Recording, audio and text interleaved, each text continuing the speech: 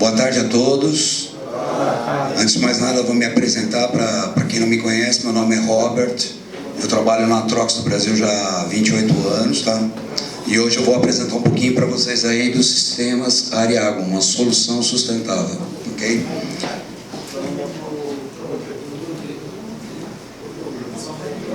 Falando um pouquinho da Trox, a Trox ela fez um levantamento dos números dela em 2020, tá? Então, nesse levantamento, nós verificamos aí que hoje nós temos aí 33 filiais espalhados pelo mundo, tá? Mais de 70 representantes aí, né, ao redor do mundo. Num levantamento básico aí, mais de 4.300 funcionários nessa unidade, né, nas unidades mundiais, né? Foram feitos aí, o faturamento que a Trox teve em 2020 foi em torno de 50 milhões de euros, tá? Desses 50 milhões, 13 milhões e 800 milhões de euros foram reinvestidos em pesquisa e desenvolvimento, tá? Dentro das plantas mundiais da Trox nós temos mais de 30 laboratórios de teste, ou seja, nossos produtos são todos testados. Temos mais de 670 patentes, né, a nível mundial, e 19 fábricas aí espalhadas pelo mundo. Na nossa matriz alemã nós temos lá 3 fábricas, né, uma dedicada a produtos gerais, linha de distribuição de ar, uma propriamente para dampers corta-fogo e outra dedicada à parte de filtragem do ar. Aqui no Brasil a gente tem aí um leque geral dos nossos produtos. Dentre esse leque geral de linha de produtos, né, nós somos fabricantes aí de unidades de tratamento de ar, sistemas de distribuição de ar, sistemas ar e água, que é o que nós vamos falar hoje, sistemas de VAV, atenuadores de ruído e também portas acústicas, que acabou não aparecendo ali, filtragem do ar, né, todos os elementos filtrantes, grossos, médios, finos e até mesmo absolutos, Lab Control, que é o sistema de controle, né, de exaustão em laboratórios, dampers de proteção, que aí engloba a parte de dampers corta-fogo, cabines de fluxo laminar e de segurança biológica, sistemas de expansão direta, né, incluindo aí os splits de alta capacidade e controles integrados, ou seja, a Trox também consegue automatizar os equipamentos dela, né, consegue oferecer aí uma condição de automação embarcada nos equipamentos. Bom, falando aí de objetivos, quais seriam os objetivos hoje de um bom sistema de ar-condicionado? Assegurar a qualidade do ar interior, manter o conforto térmico, bem-estar das pessoas, né? Todo mundo tem que se sentir bem, um sistema energeticamente eficiente, ou seja, né, que traga aí bons rendimentos, e o baixo custo do ciclo de vida, custo inicial da instalação, operação e a manutenção do sistema. E também um sistema ecologicamente responsável. Ou seja, qualquer mudança nos conceitos não pode ser prejudicial ao meio ambiente ou ao conforto das pessoas, né? Para isso a gente coloca aí alguns tópicos, né? O conforto se obtém pelo controle da temperatura, da umidade relativa, da velocidade do ar, do nível de turbulência e do nível sonoro. São 5 fatores extremamente importantes para o sucesso da instalação. E a proteção ao meio ambiente, ou seja, baixo consumo de energia e evitar o uso excessivo de gases refrigerantes. Isso inclusive dito aí pelo pessoal da Ashway. E aí vamos falar do que significa sustentabilidade, ou ser sustentável. Temos 3 pilares aí que colocam essa condição.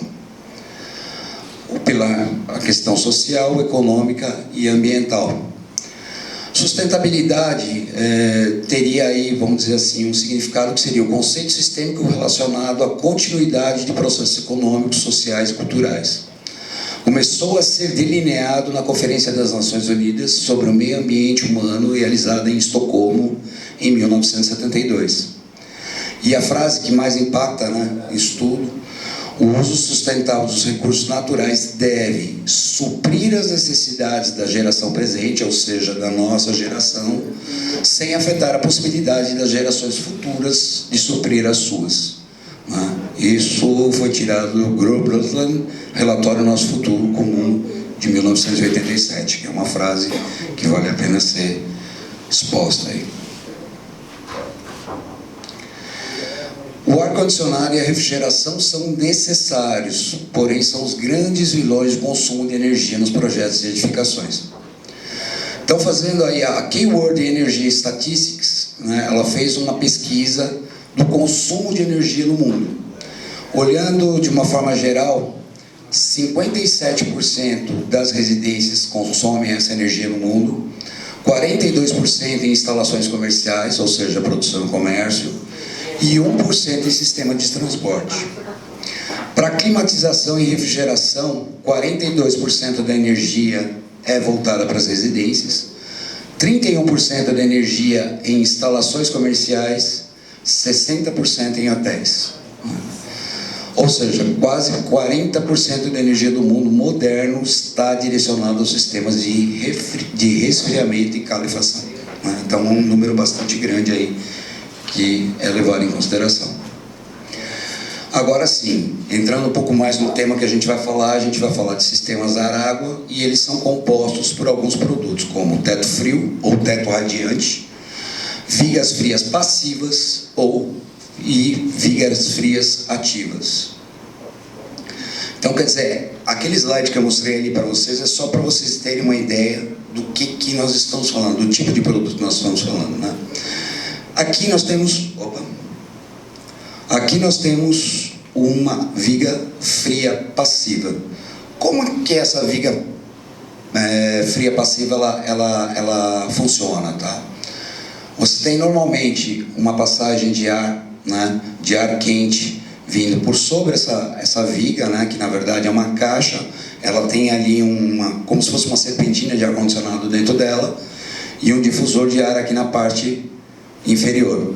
Então esse ar, ele na verdade, como o ar quente, né, ele tem a tendência de subir, ou seja, ele vai passar pela parte superior dessa viga, né, vai entrar em contato com a água fria que está passando aqui na viga e vai descer, né, por convecção, ele vai chegar no ambiente ou na zona de ocupação das pessoas. Uma viga fria ativa, ela trabalha um pouco diferente da passiva, tá? O que ela tem aqui? Ela tem o mesmo conceito, tá? O ar quente, ele é induzido, ele sobe, ele entra em contato com uma serpentina de água gelada, que aqui ela está disposta de forma vertical, né? Ele entra em contato aqui com o ar frio, né? E aí você tem um ar primário que vem de uma máquina de ar-condicionado, tá? E esse ar primário, ele é jogado aqui para dentro da viga através desses bicos, né? E aí, por indução, né, o ar quente, ele obrigatoriamente ele passa por dentro aqui da serpentina e é jogado novamente para o ambiente, né, resfriado. Então aí ele vai cair, né, ele tem essa tendência de cair e se misturar no ambiente de novo. Quando ele entrar em contato com uma fonte de calor, seja um equipamento, sejam pessoas que estejam no ambiente, né, ele vai se aquecer e vai subir de novo, fazendo sempre esse ciclo, né? O ar, ele é induzido a subir e a descer normalmente. Aqui eu vou falar um pouquinho dos benefícios da utilização desse tipo de sistema, tá? Então, os benefícios da utilização da água em comparação ao ar com relação às cargas térmicas. Aqui nós vamos pegar dois parâmetros, né? Que é a maior densidade e o maior calor específico, né? Levando em consideração aqui que a gente tem a densidade em quilograma por metro cúbico, né? No caso do ar, essa densidade é de 1,29 e da água é de 1000 quilos por metro cúbico, né? Então, essa diferença, se a gente dividir esse valor da água pelo valor do ar, a gente vai ter aí um diferencial de 775 quilogramas por metro cúbico. Já no calor específico, né, que está em joule por quilokelvin, né, esse valor também ele é maior, 4.183 na água contra 1000 do ar. Então essa diferença, essa relação vai ser de 4,18. E para se fazer o cálculo, a gente vai usar só a equação básica, né? Quantidade de calor versus massa vezes calor específico vezes diferencial de temperatura, tá?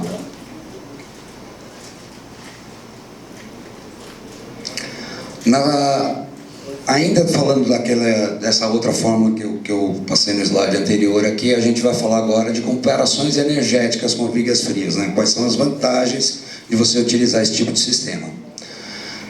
Então, aqui a gente tem capacidade de resfriamento, né? É um dado básico que nós vamos trabalhar e a unidade dele é em watts. Ou seja, nós vamos entrar com a mesma unidade, né? Tanto para o ar, 1000 watts de ar contra 1000 watts de água, ou seja, eu não vou ter aqui diferencial nenhum. Mas assim, falando da diferença de temperatura, que é em Kelvin, né? Normalmente quando a gente entra com diferencial de temperatura no sistema, a gente entra com 11 graus no ar, e já com a viga, a gente entra com o sistema de água, a gente entra apenas com 3 graus, ou seja, você vai entrar com 11 graus aí para chegar numa temperatura média de 22. E no caso da viga fria, como a gente trabalha com temperaturas bem mais altas, né, de circulação da água, ela entra com 16 e aí teria um diferencial de 3, saindo a mais ou menos 19. Né? O que, fazendo essa relação, ou seja, a diferença aí é de 3,7. Né? No caso da densidade, mesma coisa, em quilograma por metro cúbico, como a gente falou no anterior, né, o ar tem uma densidade de 1,2, já da água de 1000. Então, essa relação é de 0,0012. Na capacidade térmica específica, em Joule por quilograma Kelvin, né, o diferencial é o mesmo, como a gente falou ali, 1000 para o ar e 4180 para a água, ou seja, dá um diferencial de 0,24. Mas aí, para transporte do ar, né, para a gente ter essa condição, se eu entrar com uma vazão de 265 metros cúbicos por hora, que seria aí a vazão necessária para transportar 1000 watts de ar ou 1000 watts de água, né? Já com a vazão de água ela já seria bem menor, 0,286. Ou seja, a diferença, né, da vazão é de 926. Ou seja, a vazão é bem menor na água do que no ar. Já na velocidade do tubo, se a gente trabalhar com uma velocidade média, né, um sistema de 7 metros por segundo, com a água a gente vai trabalhar com uma velocidade bem menor circulando nos tubos, né? A velocidade da água é bem menor, é de 1 metro por segundo apenas. Então, ou seja, eu vou ter uma diferença aqui de que o ar, eu preciso trabalhar com uma velocidade 7 vezes maior. Se por um exemplo nós fizéssemos um duto, né, de ar condicionado para circular esses mesmos 265 metros cúbicos por hora, né, eu teria que ter uma seção transversal do duto ou do tubo que vai circular essa água de 105 centímetros quadrados. Já com a água, eu teria que ter um tubo de 0,794 metros cúbicos de centímetros quadrados, desculpa, para movimentar os mesmos 0,286 metros cúbicos por hora de vazão de água. Ou seja, né, a secção do meu tubo seria 132 vezes maior do que eu teria com a água. Em relação ao diâmetro, né, se eu tivesse um tubo redondo ali, eu precisaria, para movimentar esses também, para transportar esses 265 metros cúbicos por hora de ar, eu precisaria ter 115 milímetros de diâmetro de tubo, enquanto que com a água eu precisaria ter um tubo de apenas 10,05 milímetros. Tá? Ou seja, a relação é que para transportar o ar eu teria que ter um tubo 11,44, né, vezes maior do que o da água. Já no diferencial de pressão, né, em quilopascais também, a mesma coisa. Eu tenho 0,5 quilopascais para o ar e 50 quilopascais para a água, o que vai me dar uma diferença de 0,01. E aí sim, falando do consumo energético, né, a diferença é que, por um exemplo, eu vou ter que ter um consumo em watts de 43,3%, né, para trabalhar o ar, ou seja, o consumo do meu ventilador vai ser de 43,3%, ou do meu motor, enquanto que se eu tiver uma bomba circulando água, nessa mesma condição cai para 5,68% o meu consumo, né? Ou seja, então o consumo em watts aqui para transportar o ar, ele vai ser muito maior, ou seja, dá uma diferença de 7,62 vezes a mais o meu consumo elétrico em relação a isso. Aqui um exemplo, né, de uma capacidade de resfriamento, ou seja, em 1000 watts, aqui eu tenho uma relação de transporte em relação ao ar, né, eu precisaria ter um duto de ar gigantesco, né, para transportar o ar, enquanto que no caso de um tubo de água desse tamanho aqui, eu teria para transportar água em relação ao sistema de ar-água. Como consequência disso, o que a gente ganha, tá? Como eu falei ali, nós temos dutos muito grandes, né, no caso de transporte de ar, e se eu tiver transporte de água, eu reduzo bastante. Em primeiro lugar, né, menor espaço requerido entre forro para dutos, ou seja, eu vou passar tubos de cobre bem menores, então não requer eu ter um entreforro muito grande, então eu tenho um possível ganho de andares ou menor custo-benefício. Tá? Existe uma conta básica que a gente faz que, com a utilização de sistemas de ar-água em torno de 10 andares, você ganha mais um andar exatamente pela redução de entreforro, né? E uma outra consequência disso são equipamentos menores, tá? Quando eu trabalho com a movimentação de água, eu não preciso ter equipamentos muito grandes, fancoios muito grandes na minha casa de máquina para transportar esse ar todo. Então, ou seja, um menor equipamento, menor casa de máquina, eu ganho em custo de instalação e também tenho menos energia consumida porque eu não preciso de motores tão grandes.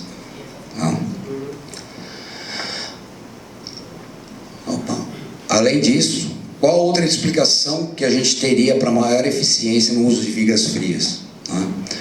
Eu tenho, por exemplo, um chiller que normalmente, quando eu trabalho num sistema convencional, eu acabo entrando com uma temperatura da água em torno de 7 graus. Então, por um exemplo, se eu tivesse um chiller trabalhando numa condição normal, com uma temperatura aí de 7 graus de água, eu teria um rendimento, uma eficiência do chiller de 3,109, ou seja, eu estou com a minha água aqui a 7 graus. No caso das vigas frias, importante entender que a gente trabalha com sistema de água para evitar condensação.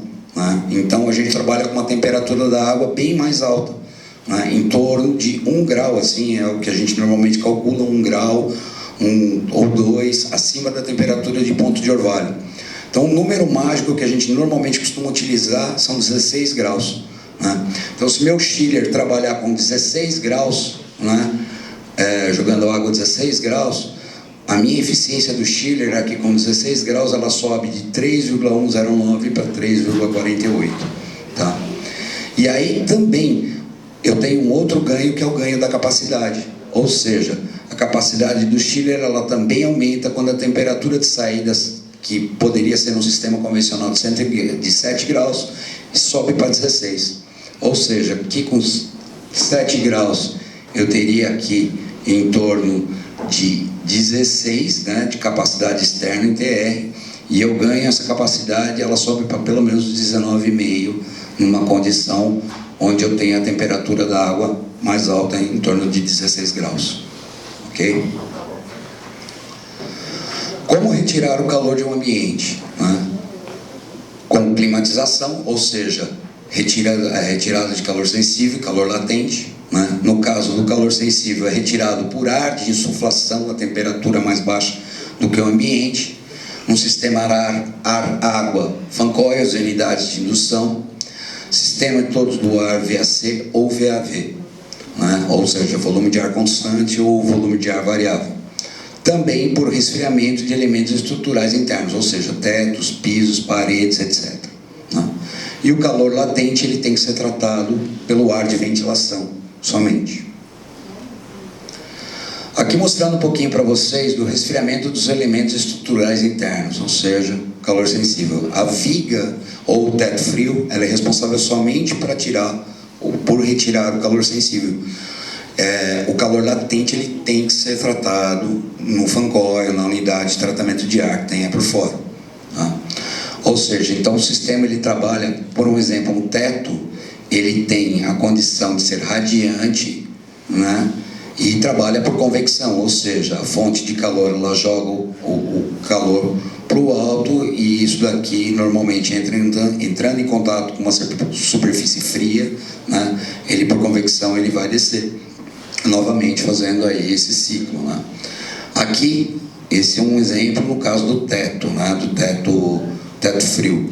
Aqui no caso uma viga, por exemplo, uma viga passiva, né, o ar quente ele sobe, entra em contato com a serpentina que eu tenho aqui dentro da viga, e normalmente ele desce resfriado para o ambiente.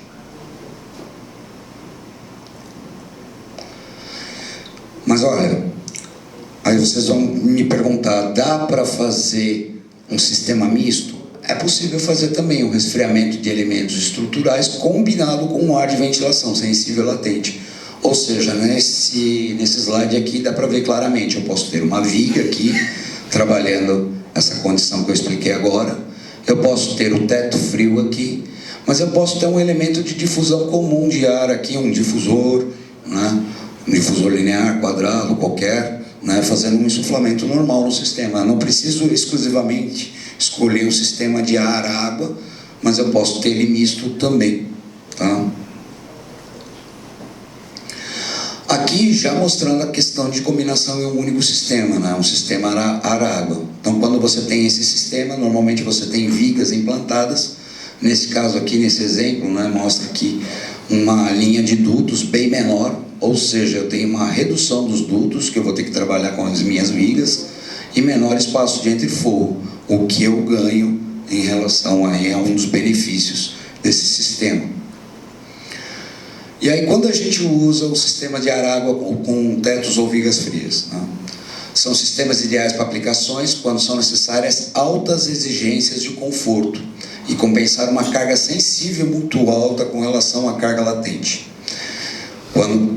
E não é recomendável, ou temos que ter cuidados especiais em ambientes com alta taxa de calor latente, né? Ou seja, onde eu vou ter ambientes mais úmidos, vamos dizer assim, né? Tais como academias, cinemas, salas de conferência, onde eu posso gerar muito calor latente.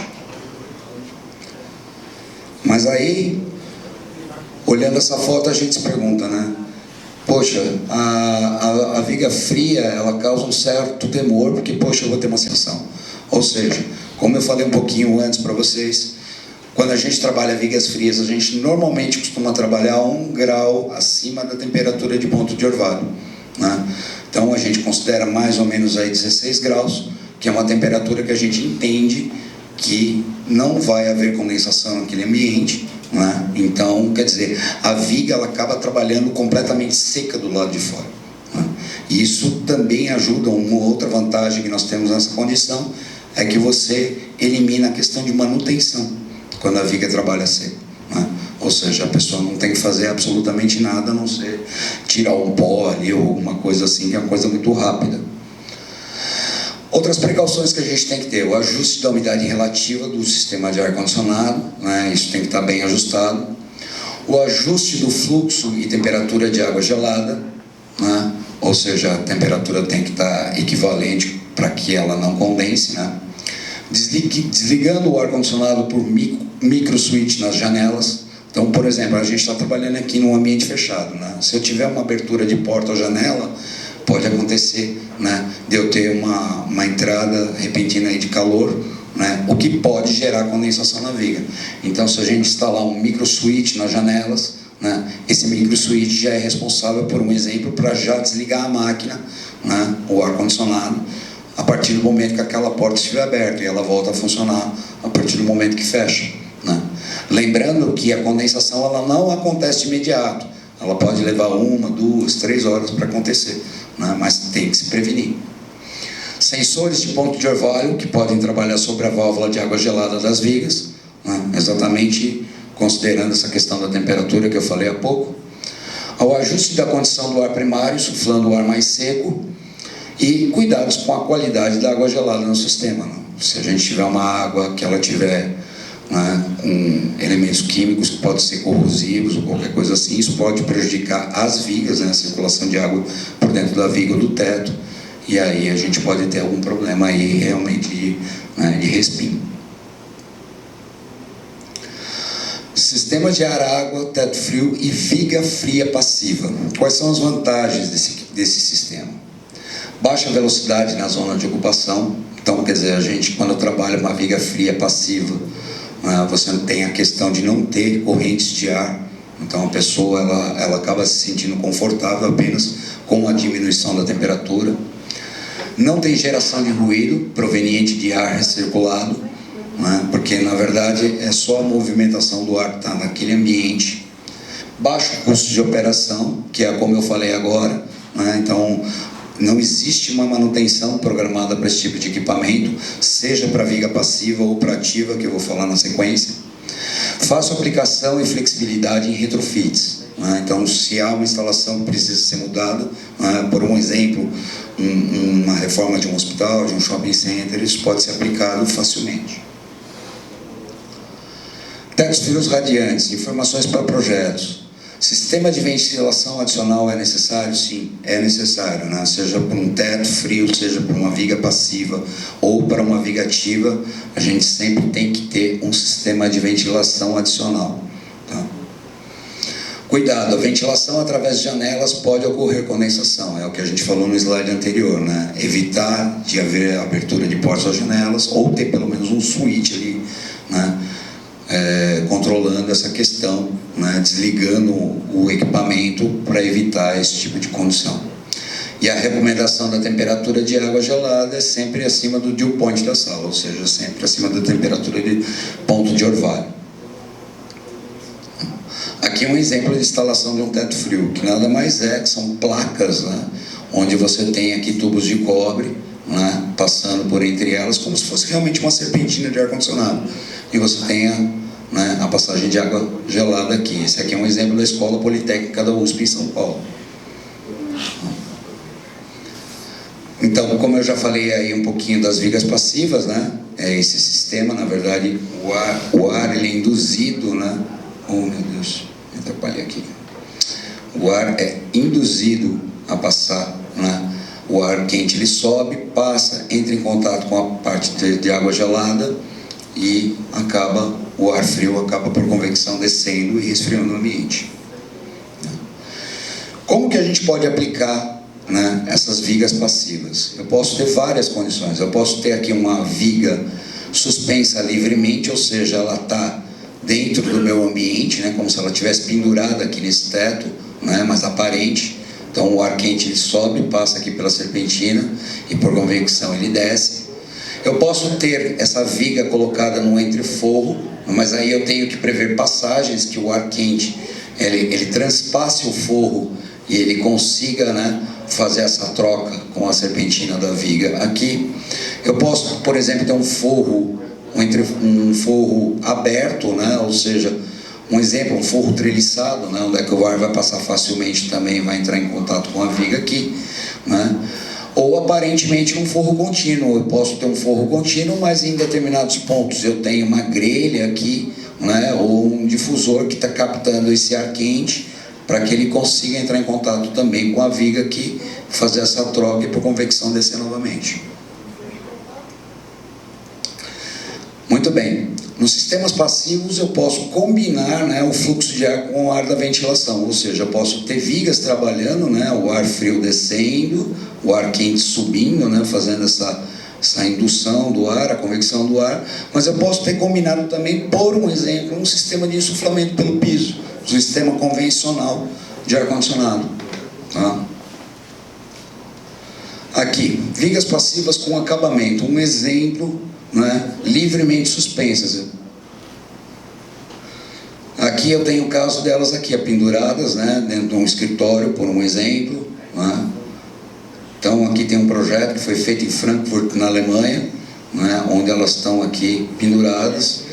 Aqui, vamos dizer assim, na matriz da Alemanha, nós temos uma condição de umas vigas aqui com um formato até bem diferenciado, mas elas estão apenas suspensas ali no ambiente, também na Alemanha isso.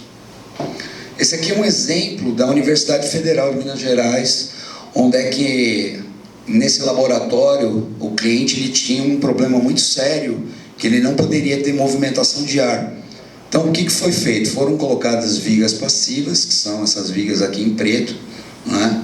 Como ele não poderia ter movimentação, que poderia prejudicar aqui o microscópio dele, né, a análise dele, né, optou-se exatamente por colocar a viga passiva aqui para não ter uma movimentação de ar, né? Só a troca de calor. Falando aí do sistema de indução, né, quando a gente fala de vigas frias ativas, como é necessário o ar de ventilação para controlar a umidade e também para atender a qualidade do ar interior, podemos combinar os sistemas em uma única peça. Ou seja, diferente da viga passiva, a viga ativa, ela normalmente tem um fan coil, né, já com o ar todo tratado, que você vai jogar um ar primário aqui dentro da viga, né? Esse ar vai entrar em contato, né, e vai descer por aqui pelos bicos dispersores, né? E você tem o ar, vamos dizer, o ar quente subindo por indução, né? Por força desse ar que está sendo insuflado aqui. O ar quente, ele é obrigado a entrar em contato com essa serpentina, que aqui nesse caso está numa posição vertical, e aí ele novamente ele é jogado dentro do ambiente. Ou seja, é basicamente essa foto, né? O ar primário entrando aqui, né? No caso da viga passiva a gente não tem esse ar primário, então passa aqui pelo bico, né? Então o ar é induzido a subir, né? E a entrar em contato aqui com a serpentina, onde é que a água gelada está passando, e aí novamente ele é insuflado de volta para o ambiente, né? Aqui, se a gente for fazer, né, pegar um exemplo de eficiência em função de vazão do ar primário, se eu pegar aqui a capacidade total somente do ar primário que está vindo, né, do meu fan coil, eu tenho aqui em torno de 170 watts que eu estou jogando para esse ambiente, né, uma vazão em torno de 50 metros cúbicos por hora, porque as vazões geralmente são mais baixas, né, e um ΔT de 10 graus aqui, 10K, né. A partir do momento que esse ar ele entra em contato com o ar que está subindo do ambiente, o ar quente que está subindo do ambiente, né, esse número ele já passa a ser de 314 watts de capacidade, né, a vazão de 50 ela sobe para 275, e aí o meu delta ele cai para 3,5, né, 3,5 graus. Na somatória eu teria aqui com um sistema ativo, né, ou seja, o ar primário mais o que eu estou trazendo do meu ambiente aqui para cá, uma somatória de 484 watts, né, entre esse valor e este, né, uma vazão total de 325 metros cúbicos por hora e um delta de 4,5 graus, né. O calor sensível e latente do ar exterior é removido nas UTAs, tá? E a gente tem que prever a remoção do calor latente das pessoas pelo ar de renovação quando está se fazendo um projeto da viga.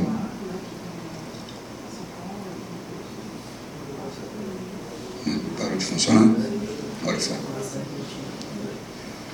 Só exemplificando aqui, né, a unidade de indução da viga fria ativa, o processo de indução ocorre dentro da unidade, o ar induzido passa através da serpentina, né, ou seja, é aquilo que eu expliquei agora.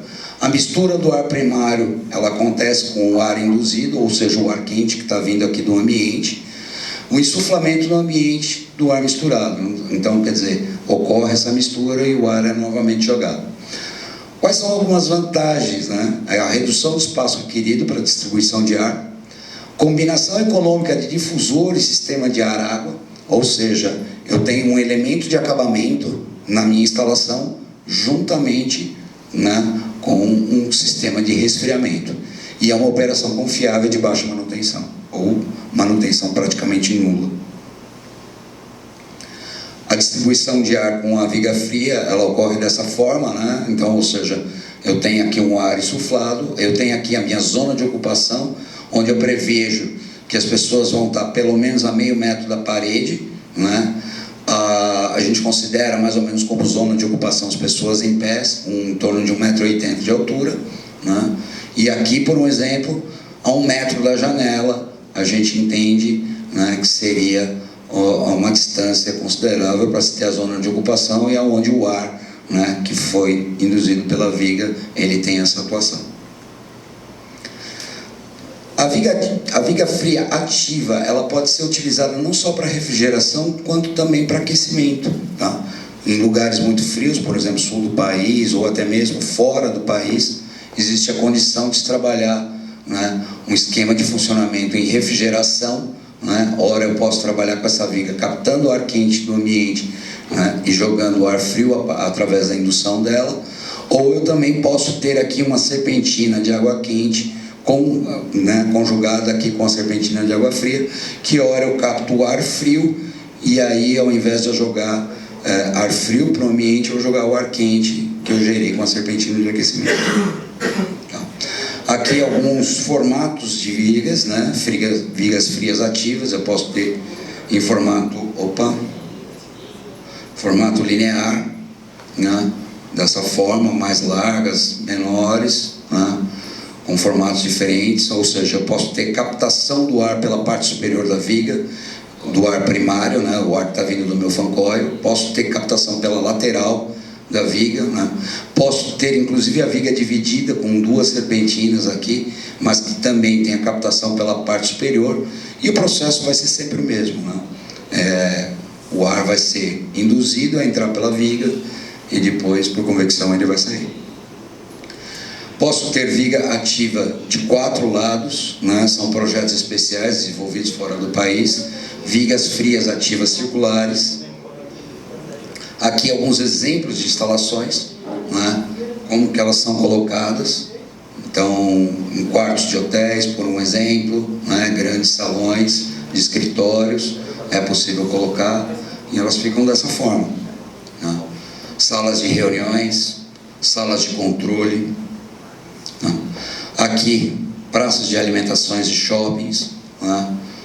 Aqui também num salão de restaurante, né?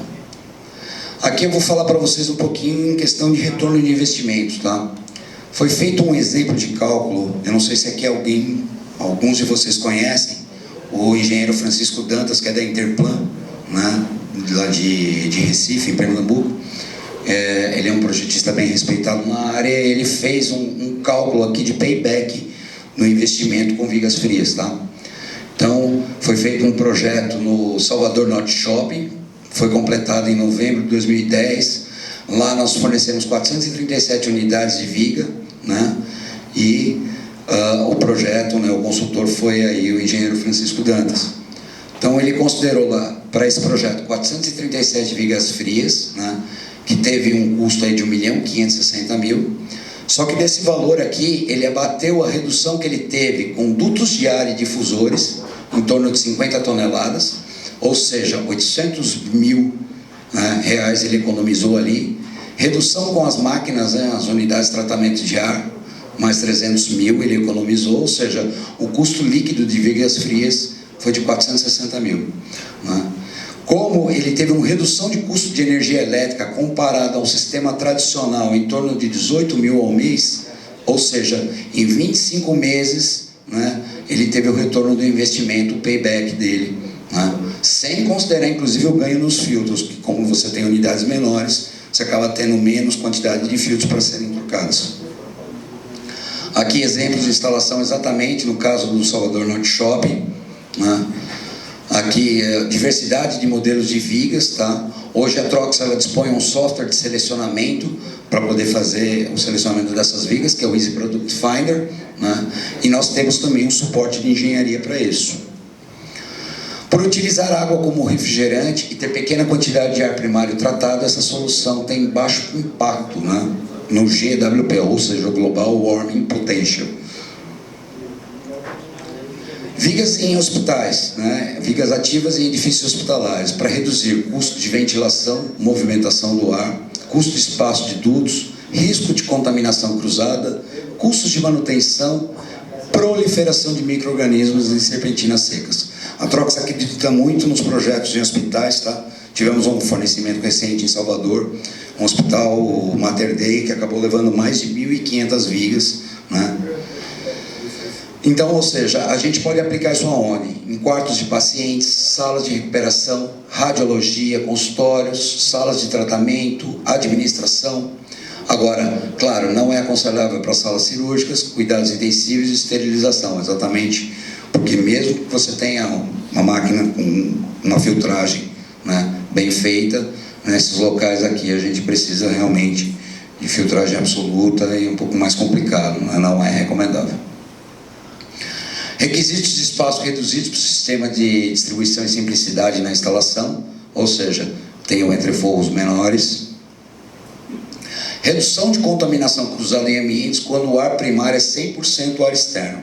Ou seja, então, se eu tiver um fancoil planejado para trabalhar com 100% de ar externo, né, eu tenho uma redução ali da contaminação cruzada.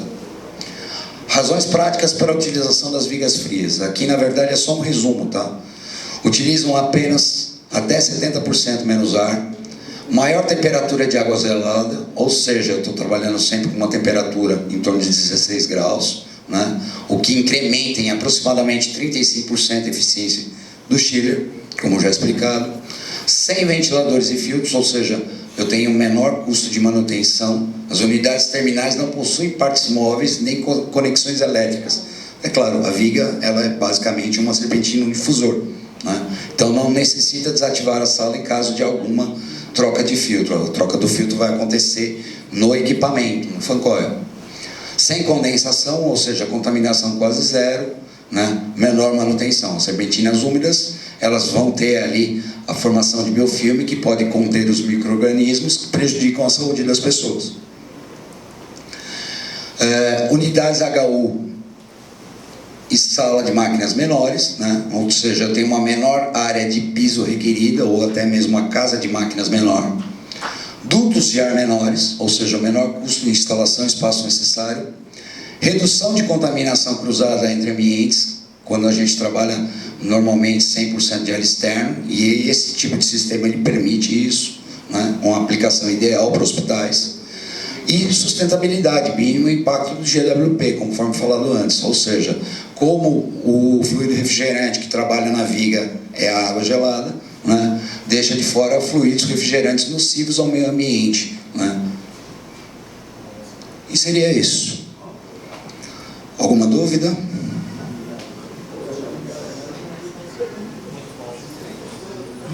Eu tenho uma dúvida sobre o tratamento da água. Você falou que você tratar a água, né? Senão vai criar outra.